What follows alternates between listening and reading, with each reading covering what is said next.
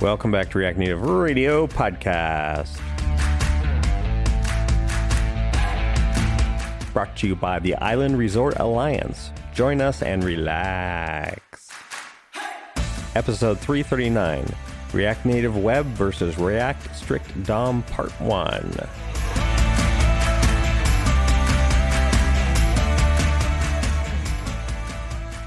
Robin, are you using Cursor these days, or are you still rocking VS Code? Well, I'm technically using Cursor, like I have it, but I haven't been coding on projects for like 6 months, which is kind of sad. So like I haven't gotten Welcome to like my world. I haven't really like honed a really good Cursor setup in Flow because I just haven't gotten to use it much. But when I do code, I have been using Cursor. Yeah, I was early to Copilot. I loved it, but then I tried Cursor, and VS Code is still installed on this machine. Yeah, same. But I can't uninstall it. That just feels forever. mean. It feels wrong. It feels wrong. Like Yeah. VS Code has been so good to me for so long. But I know some listeners are like, well, you all aren't moved to Claude Code yet. Like you're supposed to be, that's the new thing. Oh, is that the new thing? Is Cursor's way out better. and Yeah. Claude Code is in? Supposedly, yeah. Oh man, I can't keep up with this. I can't either. I feel like yesterday people were like, hey, there's this new thing called ChatGPT. It's pretty cool. It was pretty much yesterday. And now like no one uses ChatGPT anymore. No, of course not. Yeah, you've got whatever. There's so many different things. All right, well, we've got a lot to go over, so let's jump into this. I'm Jamon, she's Robin. We also have a special guest host today, his first time on the podcast, which is awesome. Tyler Williams, welcome. Can you intro yourself? Hey, yeah, thanks, Jamon. Long-time listener, first-time co-host. You really skipped over the caller thing, and now you just went straight to co-host. Yeah. We don't do a lot of call-ins. We should, though. That would be very interesting. That'd be a lot of fun. Yeah. So I recently joined Infinite Red. Not so recently, October of 2024. So getting up there, but I've been listening to React Native Radio since like 2021, maybe even a little before. It's why he applied here, honestly. It truly is. He just wanted to work with Jamon and Robin and Mazen. That is a big part of it. I got into it as soon as I started working with React Native. And it has really guided a lot of my work and personal development on React Native coding skills. And I hope also just being a good coworker. I hope I'm a good fit here, but I'm a staff software engineer here at Infinite Red. And spoiler alert, really yes, he is. Thank you. We're going to do your one-on-one review, 6-month review here live on the podcast. Yeah, I've been working React Native for the last 4 or 5 years. The software engineer from before that, a lot of Ruby on Rails and Vue.js, actually. A little bit of React sort of like bridged the gap there. And speaking of doing performance reviews live on air, I did work at GitLab for some time, and GitLab was all about everything open. So you can go to YouTube and watch my team's stand-ups from 2018. Yeah, I think they're still there. So you can go see me. I'm definitely doing that after we record this. So yeah, if people want my background, they can go see me chit-chatting about web components in 2018. That is amazing. I'm so glad our meetings are not live on YouTube. That would be terrible. Yeah, that would not be good. I suppose we would behave. But yeah, no, welcome. Also, Tyler has worked with me on MobX State Tree for many years as well. We co-maintained it for a long time, which it was mostly Tyler doing the work. Let's be honest here. We also have a fantastic guest. I cannot wait to get into this. Our guest is Nicolas Gallagher from Meta. Nicolas, can you introduce yourself as well? I'm Nicolas, and I'm a software engineer at Meta. I work on the web platform team, and I collaborate with the React team on cross-platform React at the moment. Yeah, awesome. And of course, can't wait to get into this because you've been a pretty important part of the React Native ecosystem for a long time, having created React Native for web and now working on React Strict DOM, which is our sort of our topic today. Before we get into it too quickly, let's really quick do this sponsor read. Infinite Red is a premier React Native consultancy located fully remote in the US. We're a team of 30 senior plus level React Native developers and support staff and have been doing this for nearly a decade. If you're looking for React Native expertise, hit us up, infinite.red/radio. And don't forget to mention that you heard about us through the React Native Radio podcast. All right, our topic. Today we are going to be peppering Nicolas with questions, although hopefully we'll have hopefully in a nice way. We're supposed to be nice. Sprinkling of questions. Yeah, let me edit my questions here real quick.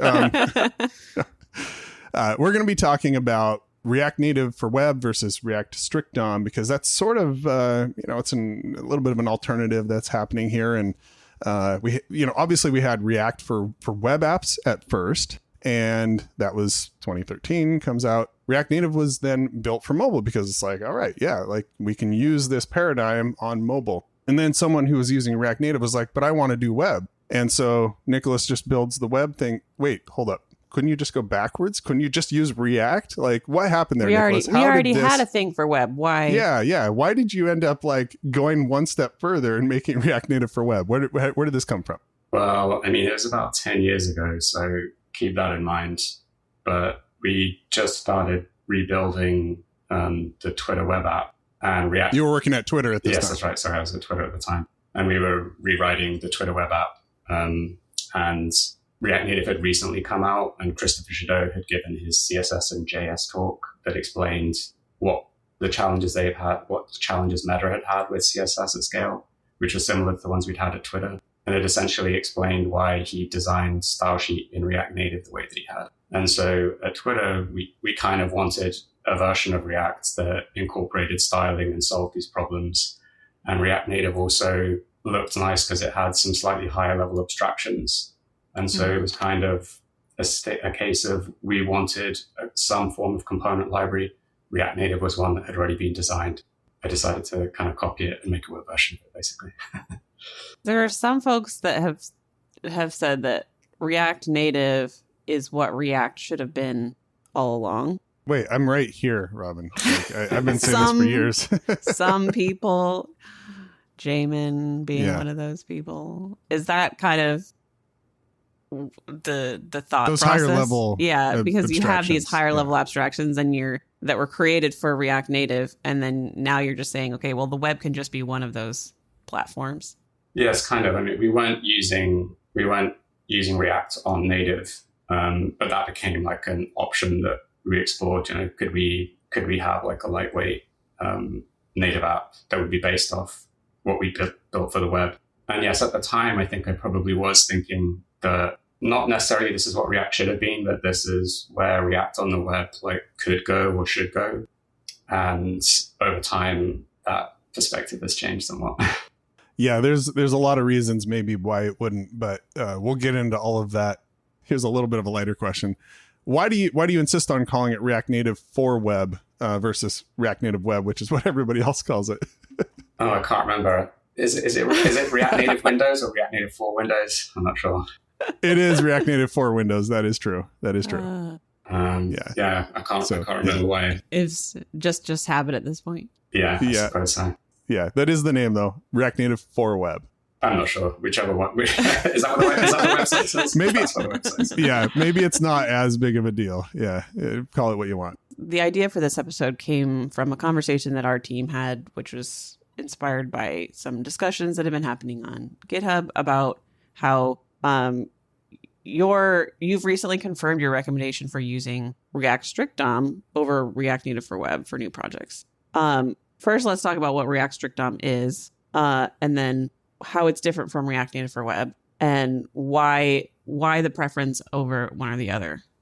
So I guess let's start with what React strict DOM is in comparison to React Native for web. Sure. So React Native for web, as you probably know, is a conversion of the React Native API to the web, but it's built on top of React DOM. And so that means that there are quite a lot of layers of abstraction on the web, including layers of abstraction that convert the standard APIs of the web into some of the non-standard APIs in React Native. So that adds to a lot of the overhead that you experience as a web developer or as a product owner who's trying to run that code on the web. You've got a runtime style sheet abstraction. You have a lot of code to convert divs into views and add the extra props, massage the events so the shape of the events is the same, and so on. And that is more of a challenge for the web than you'd want, really, because there's a lot of extra time that the browser has spent doing things that you can avoid to some extent if you're using a web-first framework.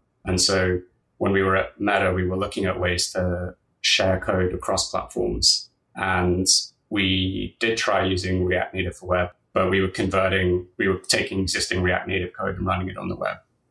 And as you can imagine, there's a lot of time that's gone into the web at Meta to make those web apps like as good as they can, meet all the accessibility requirements, which include like legal requirements now, and a lot of performance monitoring as well. And so, just to use React Native for web, you have to pull in a certain amount of JavaScript before you can even write your first line of code. And so the first team that would do that would have to pay that penalty, essentially, because Meta has quotas, essentially, of how much code each surface is allowed to have. So who's the surface that's going to pay that initial cost was one of the questions. And then on top of that, there was just so much information loss from native to web because we're talking about an existing native app, existing React Native code. And that doesn't include a lot of the ARIA props that, web developers are used to using. Probably doesn't account for things like keyboard controls, responsive design in the same way. And so there was a lot of changing that would need to be done on the React Native code to get it running it as correctly as we wanted, like on the web. In contrast, a bit like the rest of the industry, Meta has tons and tons of React web code. It's the de facto, framework out there. There's nothing else on the web that we use at Meta. And so the question became can we take that web code that we've got and run that on top of React Native instead? And that's where React Strict DOM came from. Because at Meta, we use Stylex for CSS, which was inspired by style sheet in React Native, as well as how the implementation works in React Native Web, which is using Atomic CSS. And so the stepping stone for us to take our web code and run it on native, when I looked at the situation, it seemed relatively doable, at least as a aspirational or experimental first step. And that's where React Strict DOM came from, really. It was a case of, can we quickly show proof of concept of a way to run our existing web code after it's gone through some minor transformations on native? The opposite of what React Native Web basically does. So going the other direction. Yeah. So all of that JavaScript, all the extra costs is shifted over to the native side instead, which has its pros and cons. Sure. Just a little thought that came to mind is it is interesting how much React Native has influenced React, like how people are writing React.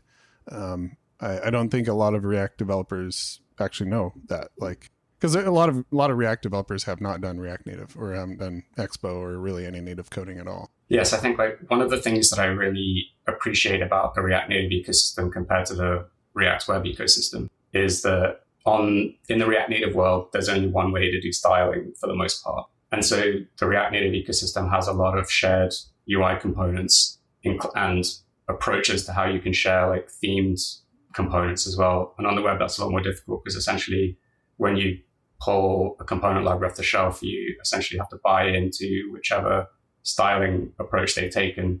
With some of them try to leave that door open, but obviously it's difficult to have a design system or a styled component library without making a choice there. And so one of the benefits of React Native that I've always seen is that decision is largely taken care of. And I've often wondered, what would the web look like? What would React on the web look like if there was only one way to do styling? And that way people could actually share components across these component boundaries that typically exist in the web world. So React Native for web was taking React Native code, translating it back to web. And now React Strict DOM is flipping that, taking web code, giving it a new layer that can target either web. And that's sort of a straight pass through to some degree, or target the native platforms, or perhaps even out of tree platforms eventually. Yeah, the way that I came to understand React Native was more like a JavaScript syntax for describing your UIs, and React Native happened to provide tools, a lot of them like runtime, to convert that into native code. And React Strict DOM is, it's defining a syntax that basically looks a lot like the web, a lot like React DOM. And under the hood, it's powered by React Native on native, and React DOM on web. But yes, you could be targeting something else. I think in the earlier days of React Native, there were probably other more obvious experiments where people were running React Native code to create like canvas experiences and things like that. So I think the mental model is thinking about like some kind of syntax or language to describe your UI, and then the way in which React produces output on a given platform is sort of behind the scenes work that can be separate from that syntax that you're using. And is this the built-in semantics that I think I've seen you talk about in sort of the GitHub issues and discussions? Yes, well, the built-in semantics are those from the web, as I meant it when I was saying that, which is the web platform has defined a lot of APIs for working with different types of user input, working across different screen sizes, all the things that you need on web or Windows or any desktop experience. And native mobile, at least on that front, tends to be a subset. But even then, there's technologies where you can use your Android phone on your computer. So keyboard and mouse, the ability to interact with a native app via keyboard and mouse is not unheard of. It's just not something that React Native provided out of the box, when it was first released or even now to some extent. So when you write that component syntax from React strict DOM, you'll say HTML dot some tag name.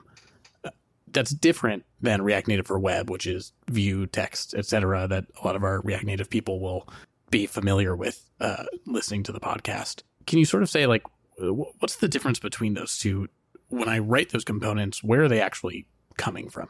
Well, when you use something from React strict DOM, it's ultimately just rendering back down to a view anyway. Right. But your app would look significantly different if you're using React strict DOM. Like it wouldn't look like your regular React Native apps. Is that?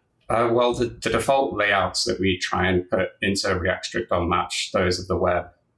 So there might be some differences on that front, but otherwise, they're all still like unstyled components. So, I mean, one of the challenges with React strict DOM is React Native has a limited set of layout capabilities. So it doesn't support flow layout, display block, display inline, that kind of stuff. And so, I mean, the interesting thing is the default layout of view in React Native is like a flex column, that's stretched. And it was created that way to emulate what a div looks like by default on the web, which is, a block container. And so when we emulate display block in React strict DOM, it's kind of doing the same thing. There's a bit of extra logic in there to make it so that when you set display flex, it goes to flex row by default, as you'd expect on the web. But otherwise, we're really trying to leverage whatever capabilities are already inside of React Native. And React strict DOM itself, like I said, it's kind of aspirational. So there's polyfills that we created that have been removed over the last few months as those features have been built into React Native proper. And I think that was really my intent with the project in the first place, was to demonstrate, it's one thing to have a conversation saying, hey, can we run web code on native? And a lot of the time people think probably not, right? I mean, things are very different. And so producing like a proof of concept that shows, well, actually, if you kind of squint a bit, this, we can already do it. It's just, here are the gaps. Some things we polyfilled, and those polyfills may be, for better or worse, quality-wise, performance-wise. There are features that we can't polyfill. Should we be adding those? Those are the kind of questions that arise instead of, is it even possible? So it was really a demonstration. And the fact that we've been able to use it to produce cross-platform apps, even when it's still in that kind of, like I said, aspirational state, is, I think, testament to how close the two frameworks really are. And a lot of the differences that people perceive between them are really just differences in small gaps as opposed to large gaps between them. Yeah, I think that convergence is sort of inevitable, because we didn't necessarily. I mean, if we could have waved a magic wand and had them basically act the same at the beginning, we probably would have, right? Like that would have been helpful, because then you truly can write one code base, and you can reuse a lot of your knowledge between the two platforms and things like that. So I have a couple of questions around this. One is, do you feel like it will result in... So I was an iOS developer prior to React Native 10 years ago. I mean, I did web as well for many years, but one of the problems with a lot of the frameworks that were available at the time, cross-platform frameworks, was they would feel like web apps. right? Like they would feel like you're running a web app because you were. And it felt like when you actually wrote and built like an actual native app, it would, like people could tell the difference because of the level of polish and just even how they worked. Like there were assumptions that web developers would make about how an app should work that were entirely based around running in a browser. And I don't think they even understood that. I don't think they understood that native, gives you different paradigms and the expectations are different from a user. So how do you combat that? Like, is that something that is, just sort of like you need to make sure your designers understand mobile, not just mobile responsive web, but also mobile native apps, and that your developers do too? Or can you handle that, in a way that is elegant at this level? Yeah, good question. I think some of these questions already exist when you're just talking about running an app on Android and iOS, which is the two platforms have slightly different user experience paradigms and expectations. And so if you're really trying to share your code across platforms, you still end up with a question of, if I put a button on the page, how much of that, the experience of interaction with that button, at what granular level should I be in control of it as a developer versus I want React Native to like, quote, do the right thing on a given platform. When I interact with this button on iOS, I want it to feel like an iOS button. And when I interact with it on Android, the same. And if you add web into the mix, that's just like another platform. And even if you're a web developer, you'll know that certain default elements behave differently if the host platform is Mac versus Windows. And you can move between those platforms if you work across both of them and you don't really stop to think about it. And so there's a level of control over the user experience that is probably unnecessary because there are elements which you want to like delegate to the operating system, the host environment, so that it matches what a user of that platform expects. And I think, some of these questions, I don't have like good answers for them, but I think it's something along those lines where it's okay for there to be differences across platforms as long as those differences align with the expectations on that platform. Yeah, that makes sense. Is Meta using React strict DOM internally? And also, like, are you seeing like external adoption as well? Like, is it still early days for that, or is that starting to happen? Yeah, we use it internally. So obviously we ported a decent amount of web code onto it. So it's, the main apps have code that's written with React strict DOM, like running in production now. And then we announced the Facebook and Instagram VR apps, which were built from that shared web code. And so they share quite a lot of code with web UI code as well. I've used those because I just got a Meta Quest 3. And so I've been playing around with some of these apps. Which I think you got after talking about it on the podcast a couple episodes ago. I just had an interview and we were talking about the VR stuff, and I immediately went out and bought a Meta Quest. So in those examples, I should really explain the constraints that matter, which is, one of the important things that we were thinking about is you could invent a third framework, so to speak, something that isn't the JavaScript that came with React Native, which is sort of what was delivered when the project was first released. There's nothing particularly special about it. It's just like what first came out. And then on web, we've got React DOM. And for a time, we were thinking, should we create like a new thing in the middle? Maybe it would look like kind of Swift UI, or maybe kind of like what Flutter's doing. There's a whole new API being designed for cross-platform for Flutter. And that's just like a lot of work, a lot of work to rethink APIs, to migrate, tons and tons of web code if we really wanted to do that. And one of the early experiments that we had did involve, we introduced one component that was a new component. It's called Box. And the amount of regressions that we had on web trying to migrate, divs onto this Flexbox box kind of made us rethink things, because it meant that it was no longer an efficiency saving to be using web as a starting point, because we were having to rewrite web and deal with the regressions that was causing. So quite early on, one of the constraints became, well, what can we do to share code without having to change our web code?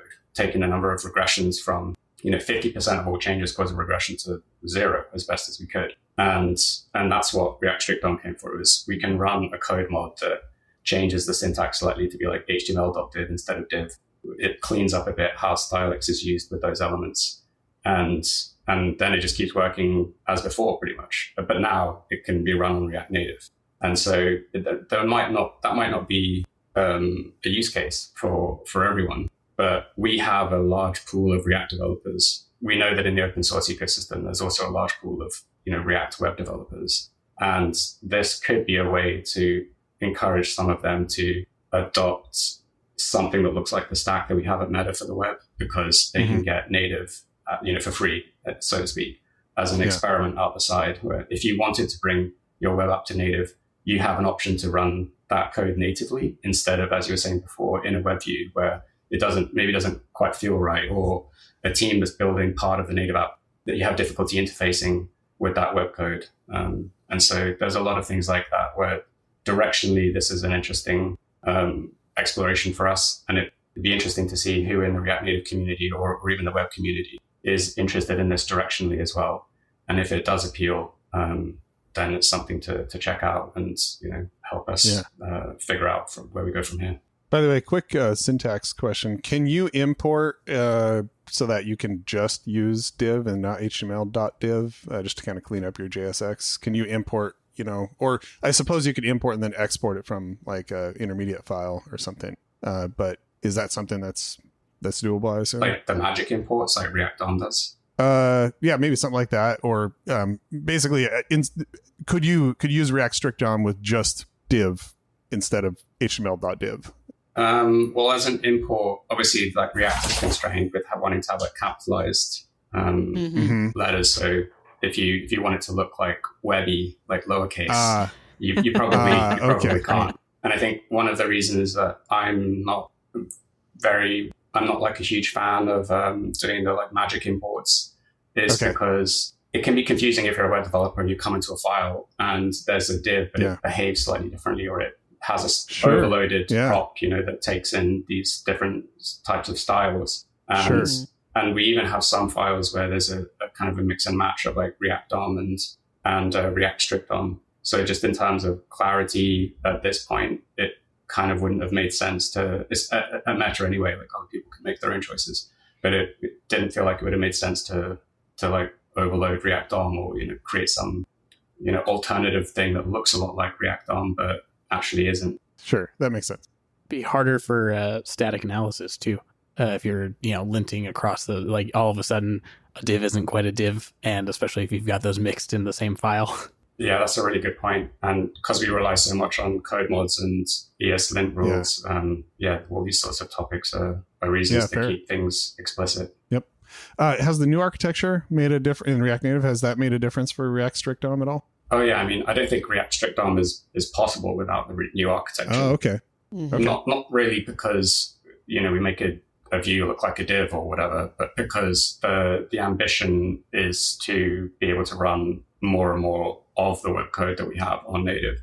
And so things like being able to have synchronous events, the event loop model, intersection observer, all of these capabilities depend on the new features of the architecture and the successful rollout that they've had. So all of that is foundational. This is, React strict DOM is like a layer on top of all of the work that the React Native team and the community have been doing. It's an example of the kind of thing that's possible because of the progress that's been made on React Native. And it's more, sometimes people have asked things like, I don't want to give up like my React Native JS. Like, I don't want everything in React Native to be like the web.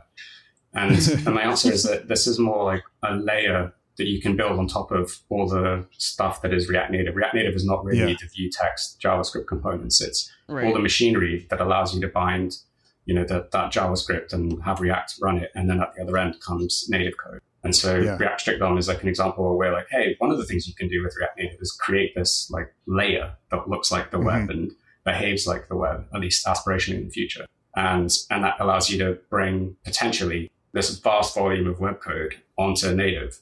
And that's like a new pool of, developers in the opportunity. But if someone wanted to build something completely different, like a Swift UI, for React on top of React Native, like whatever it is, people, as you said, with Outer Tree Platform, all these possibilities are still there. This is just one that I've been exploring with the web team at Meta. Yeah, totally makes sense. And actually, that's a great segue into like, speaking of layers on top of it, but I guess two things. One is like library authors, is this something that they should be really seriously considering as a dependency of their libraries? Like, hey, we're going to target React Strict DOM if we're building components and whatnot.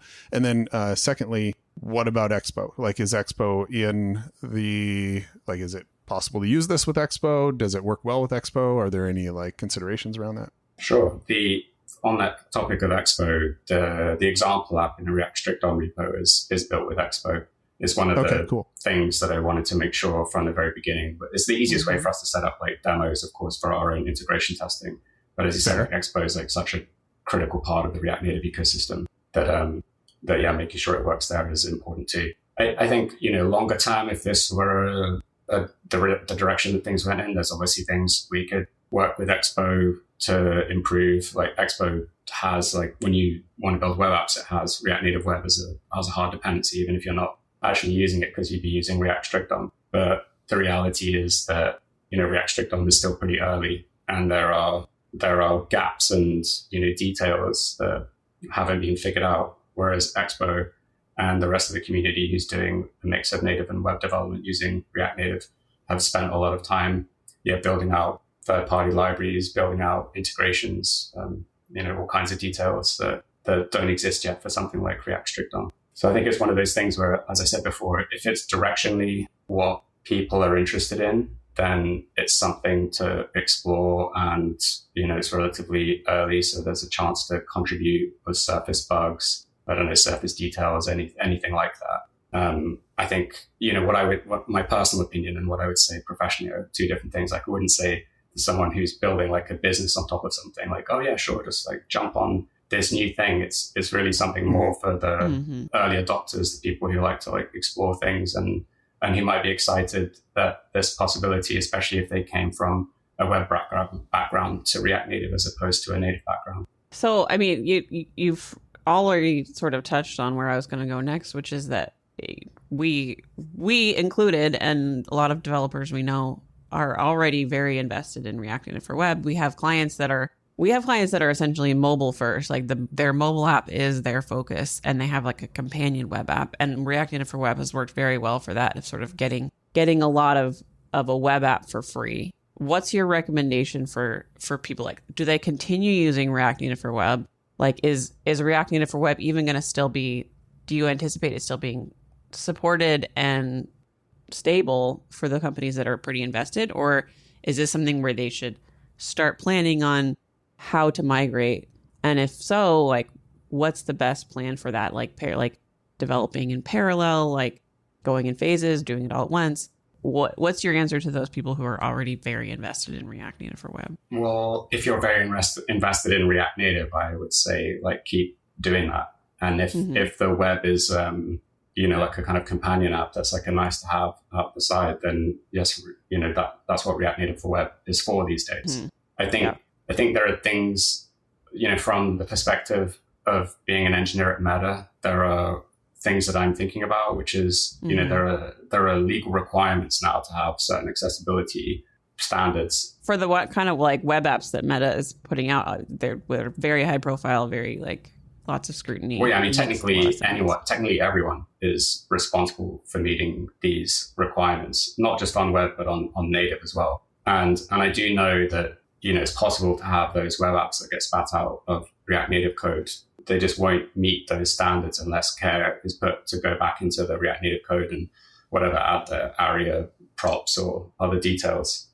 So I think there's always work that has to be done for web on the React Native side of things. And so as long as people are on top of that, I think that stack is fine for now. Obviously, long term, I think to the point that's been brought up earlier, like wouldn't it be nice to have them, React, like one way to write React, which way should that be? And I think for the way I see it now is it's easy to make a case for if there's going to be one way, the default way that you write stuff, having it based on the web is a better starting point. And then, native specifics can be added as like extras on the native side, using all the tools we have, like file extension to, module loading, turbo modules, all that kind of stuff. You can augment it on the native side as you please, but in terms of what is the shared code that you can run anywhere, I think it's going to be easier to say that it's based on the web instead of based on React Native, just because of the size of the developer ecosystems on both sides as well. It makes a lot of sense, everything you said. I think there was a little bit of anxiety among our team, among other teams, just that like when saying like, oh, that React strict DOM is maybe preferred in terms of Meta's viewpoint, that that would mean that React Native for web is somehow in jeopardy of like not being maintained or like not being a stable solution anymore. It sounds like that's not necessarily the case. It's just you have to evaluate what makes the most sense for your business. And I mean, React Native for web has never received investment from Meta. It's even while I've been at Meta, it's something that I've largely worked on in my free time. Mm-hmm. And so going forward, I still, like recently Expo wanted certain patches put in there, I think like maybe for React 19 upgrade or whatever. So when pull requests or specific things like that come in, I merge them. Basically, if Expo says we need something, then I help them take care of it. I was like, how much have you personally worked with Evan Bacon? Yeah, because he's probably it's probably Evan. Well, because they're like close partners and they know what their customers need, and what they're depending on. Right. Yeah. And so we're never going to leave, all of you hanging on that front, or at least, like I said, it's not that Meta's investing in it, but like Meta's happy for me to play this role when it's needed. They're not they're not like trying to kill it. No, not at all. And it sounds like Expo's still pretty invested. Yeah, I think both, what we have now is essentially two different ways to do a similar thing, which is we're trying to share code. One of them is you start with React Native code. The other is you start with web code. Yeah, it really is just coming at the same problem from two different directions. Exactly, yeah. And the solution is very similar, like technically as well. Yeah. It's just, just different. And so the both of these solutions, I think, will be around for a little while, because the one that Meta's investing in is trying to get web code running on native. Obviously, the ecosystem outside of Meta has this tool to bring the native code to web. And I think it'll be on us to work with like all of you, everyone who's in the community, to, like I said, figure out if this is directionally we want to go, what are the steps that we take. It's not going to be some rapid switch over, or suddenly, React Native for web is like deleted or anything like that. It's I think it's the reason I wanted to open source it so early on was because I wanted the community to see what was being done, and if there was interest out there for that to motivate people to get involved, or even if it's just the surface, the desire to have some of these capabilities built into React Native itself. Yeah, I think when news kind of got around that you were joining Meta, that was considered a really good thing, because, it meant that React Native for web and just sort of the thinking about React Native and web and the interop and making sure that everything worked really well, that was something you were passionate about, and that you'd be able to keep doing it over at Meta and have probably a little more influence there, a little more access and whatnot. So, those of us in the community, we definitely really appreciate all of the work you've done, Nicholas. Yeah. I know it's been a tremendous amount of work. I'm sure at some points you've thought about deleting the React Native open source maintainership is not for the faint of heart. I'm so sorry. Exactly. It's so much work in it, especially when you're, and it can be unfortunately very thankless, which is which is sad. Yeah. So we're thanking you right now. Bump. Are you done yet? What's the any updates on what's this? The status on this? I need it. It's like, all right, this is open source. If you really need it, you can fork it and just make it work, right? Or open a pull request. This is why, I was looking at the React core team, because when I first joined Meta, I spent a bit of time on the core team. And I was like, man, it's so nice that, React DOM really doesn't need much maintenance. Every now and then the browser adds a new prop and then that gets added. But otherwise, compared to React Native and React Native for web. Oh. So that maybe got me thinking. I was like, well, if everything could be based on the web, the maintenance costs would go way down. Yeah, the web's been long figured out. Yeah, exactly. But yeah, appreciate everything. And if people are interested in learning more, what's the best place for them to go for React Strict DOM in particular? The GitHub repo and the documentation website, I think, have as much information as I'm aware of out there. If there's anything missing, just post an issue or start a discussion and we can add to it. Perfect. We'll put links to that in the show notes. And thanks so much for coming on. Really appreciate it, Nicholas. It's been probably well overdue to have you on this podcast. Hopefully we can have you on again in the future and, talk about whatever you're working on at that point. Thanks for having me. All right. That's all the time we have for this episode. And so we'll see you all next time. All right. Bye, everyone.